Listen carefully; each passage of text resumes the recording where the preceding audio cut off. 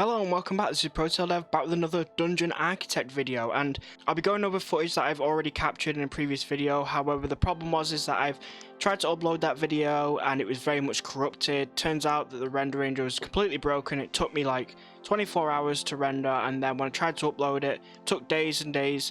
When it finally did upload, it wouldn't play. So I've had to re-record this. Basically, hopefully I'm going to keep the video to a minimum because the video ended up being a little bit too long.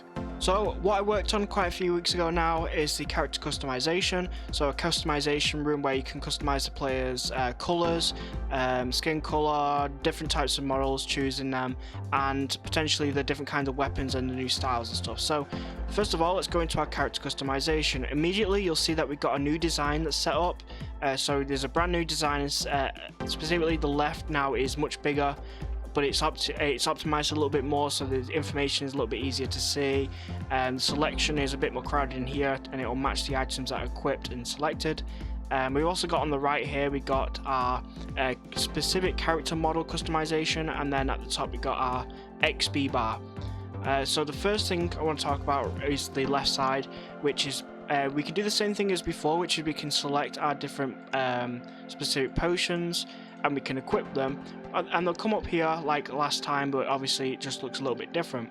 We've obviously got the information right here, which is relatively similar as well. At the moment, the potion information isn't really that detailed, but it's going to have a lot of maybe an added bonus secondary effect, like maybe speed boost or something like that. While there's going to be a main effect, which in our case, if it's like a healing potion, it's going to heal a certain percentage amount of health. Then we've got the more interesting aspect of this, which took a lot more of my time during the week I developed the customization, which is the specific weapons. So the weapons have now been changed.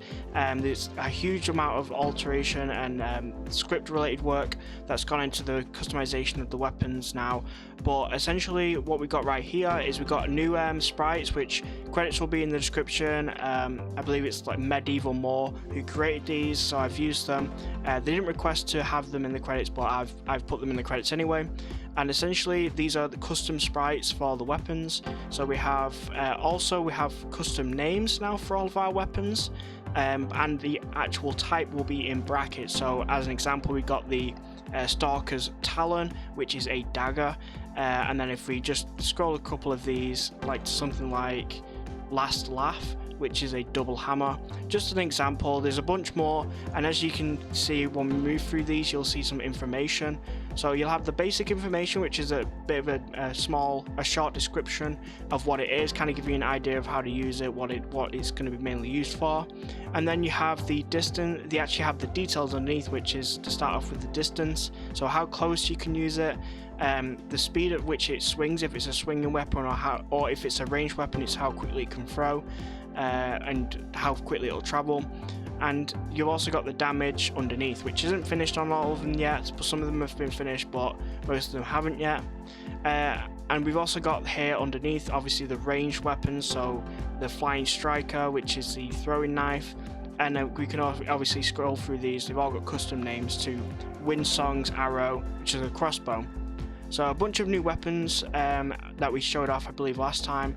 Now we have the UI to match that as well with the unique icon. And just to show you that it does work when you equip them, it right there. Now, the second it's equipped, what will happen is you'll be able to go into a dungeon and the items will be there. So next thing to talk about is the XP bar. So moving right across here, you can see that we are earning XP, and that's because our turret outside of here is actually attacking monsters, so we are earning XP while we're playing this. So you'll see it hopefully goes up in a second. Yep, there you go, it went up. And you can keep track of all of your levels just in the character customization. I think it's a little bit better than having the character customization having the XP and the levels and stuff kind of distracting you inside dungeons or in the overworlds. Having it here is a little bit more tucked away, and so I prefer that anyway. Now we get on to the next big thing, which is part of the customization, which is this section right here. So we can customize the specific gender now, so we can switch between male and female. We can also have our different skins, different skin types. And then we've also got different hairstyles we can have. We've also got the hair color, which you can change. and then we got the clothes color. Now there will be another section which will be details.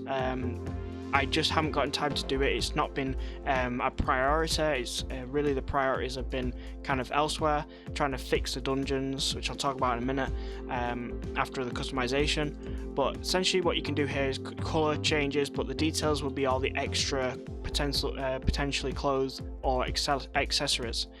So as you can see, it's working right there. Now next thing is that up here we have a description of our character, so what they are. And we also have their effect, which is the same as before, not really much change. However, up here we now have a specific race and class type, as opposed to before, which we had a descriptive word for that individual, which was villager, guard, dragonkin, and I believe the last one was mage. Now we actually have a specific race and class, and all they are is just names at the moment. When you click this, it's going to scroll through all the models because it's not set up completely yet. I just haven't had time to do those minor details. These are very small things in the code that I can change, and they're in my list of things to do.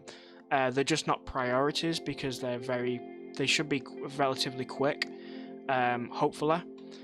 So essentially when you click these, it's just going to scroll through all the models, and so the names won't match. But essentially what we got here is a villager is now just an explorer, and it's a Humerian. Next we have this, which was previously our guard. It's now considered to be a knight, dwarfman, which is going to be like a smaller character. It's kind of referencing dwarves or dwarven races in fantasy games. Next you can see here we've got our dragonkin, or specifically a new character which is called the Dracokin, which is just a shortened version of dragonkin, and you can see their model specifically right here. Obviously all of these you can change specific to a male or female variant, and they'll be slightly different in this, as you can see in this example. And then obviously the next one, which was originally our mage, is now a magus, which is a magicka elf specifically. So you can see it right here. Obviously we can change gender as well. Not really much change with the elves really. And so if I scroll through these, you can see them a little bit differently, and there's a lot of like customizations that you can see and really play around with. Okay, so if I quickly just show this a second. What we've got is in the materials we now have a new section which is character, and these are all specific materials for character customization that I've set up. These materials are specifically referencing fashion, different fashion related colours that are used for models, and so it's a nice little play on words, and so all these colours are taken from that, and allow me for a very deep customization of different colours. Essentially what we do is we put them in an array, and then we choose we then choose the specific number associated with an index in the elements of an array, and then we scroll through them. That's how we handle it. If I quickly show it in a script. Now if I quickly show it in a script, what we got here is we essentially get an array, then we scroll through this specific array, get the items, and then we determine if they should be off or on. If it's, for example, if it's male or female on the specific class, right now it's just turning off all the male and female counterparts. It scrolls through an index whenever we select something, and then chooses the item that is selected. We do this for pretty much all of them, and we even do it for the materials. So we have an array of materials that we choose from, depending on what character is selected, so what's the class index is, which is associated with the race. Then it chooses what kind of materials will be in that selection, and it does this for all of them as well. So it's very, very straightforward, very, very simple, just using arrays to hold a collection of information, and then just choosing the right information depending on what index we're on. So that is the very main aspect of this. I've managed to cover it much more quickly than when I first covered it. There's a lot of details that I've left out, but that is the main details that I wanted to cover. Okay, so that is the customization done with. So now let's talk about something a little bit more important, which is kind of a little bit of a breakdown on why this game is taking so long, and specifically I wanted to be way done at this point, or at least all the basics done. As I mentioned in a previous video, I wanted all the basics and stuff done, and one of the big things that has really stopped me is the dungeon creation. So the dungeon aspect, I believe it's still in here, the old version, There'll obviously be some new stuff in here, but essentially this old version that I've got right here, which is what I was working on for a while, in this custom train I showed it off in a video. Essentially it just wasn't working. It had so many issues with it. Essentially I had a ton of code into this dungeon creation and it's just not worked out in the way that I thought it would. It's taken a lot more time to do, essentially, and to allow the player to be able to create their own dungeon. Just the saving was a nightmare. A lot of things have not really worked out. Essentially I've just lost all time. I just don't have time to work on this kind of dungeon development, like custom area and allowing the players to kind of create their own dungeon. It's kind of been a bit of a problem, so it's really slowed me down. There was a big problem with balancing for monsters, being able to place your monsters while also customizing your own dungeon. It meant that you knew where all the monsters would spawn, how they'd spawn, it got very boring very quickly, so balancing and making this fun was very difficult. Customization in general, when it comes to creating an environment to play, usually you don't play it for yourself. You usually upload it to, say, some kind of workspace, or usually put it online for other people to play. The main reason is because that customization aspect when it comes to gameplay is really boring. It gets repetitive very quickly if you've created it, because you're not really learning anything, you're not discovering much. So ultimately I've decided to scrap the customization in general. So this whole being able to create your own dungeon, I'm gonna probably have it so that you choose options specifically and then you can create a custom dungeon off that. Otherwise what I've done is, which I'm actually working on now, it's not far off being finished, which is a new dungeon system where you can generate it based on specific regions. So it takes a set of code. I don't want to go into too much detail because it's going to be in one of my latest videos, but essentially it's going to generate a specific region based on a theme and then a size. You're going to get kind of information from it, and then it's going to generate it in its own scene. That way there's a lot more control on performance and things like that. It's also, because it's pre-generated, you won't know where specific monsters are going to spawn. But when it comes to the customization aspect, you're going to be able to influence the generation of a dungeon as opposed to it just randomly generating and you exploring it. So that's the kind of payoff that I've gone for, so to keep it fresh but you still haven't been involved in its customization. There will be some benefits to entering your own customized dungeon as well. There will be some unique benefits, some unique rewards.